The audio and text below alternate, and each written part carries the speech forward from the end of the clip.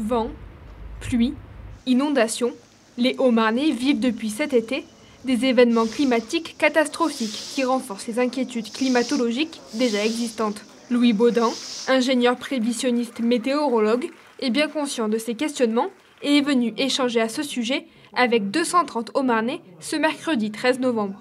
Un temps de partage co-organisé par le club Cobati, les clubs Lyons de Chaumont et Langres et les clubs Kiwanis de Chaumont. Le premier effet, c'est le réchauffement.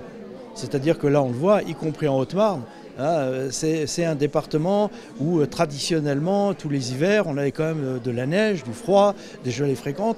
On voit bien que là, depuis quelques années, certes, ça arrive encore, mais c'est un peu moins fréquent, ça arrive plus tard, c'est moins intense. La neige, elle est là, mais beaucoup moins fréquente. Donc on voit bien que ça change. Donc ça, c'est le premier effet. Le plus important pour le météorologue est d'appuyer la réflexion de chacun à la suite des grosses intempéries de cette année et de se remettre en question.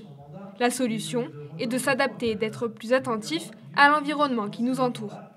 Mais alors, quel avenir nous attend dans 30 ans ? La température va continuer à grimper d'1,5 degré, 2 degrés. Donc ça veut dire réchauffement global, donc ça veut dire moins de neige en montagne. Ça veut dire effectivement des précipitations qui vont peut-être tomber de manière un peu différente, mais avec toujours les mêmes quantités. On n'aura pas de problème de pluie dans la plupart des régions, peut-être même des excès justement dans le nord et dans le nord-est.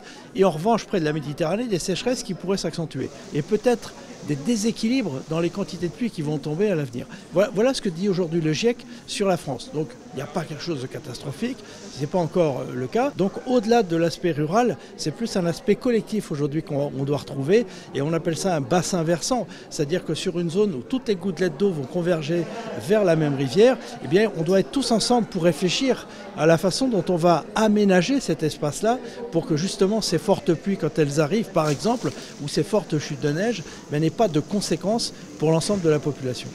Météo, réchauffement climatique, géopolitique ou encore écologie, tous les sujets ont été abordés lors de cette conférence. En soi, que pensez-vous des méga-bassines ? Est-ce que, à travers l'histoire de l'humanité, l'homme a déjà volontairement, j'entends pas involontairement, tenter d'influencer le climat? La météorologie, oui, quel temps il fera demain, comment on va s'habiller. Et puis en même temps, oui, mais il y a aussi cette inquiétude, que va devenir le temps dans 10, 20, 30 ou 40 ans. Et puis derrière ça, comment on fait, comment est-ce qu'on s'adapte, comment on se comporte en tant que citoyen, qu'est-ce que l'on peut faire, comment on peut agir, comment on peut réfléchir à travers ça, comment on peut faire les bons choix. Ces questions restent en suspens alors que le réchauffement climatique continue de progresser. Le mois de juin 2024 était le mois le plus chaud jamais enregistré, battant le record de 2023.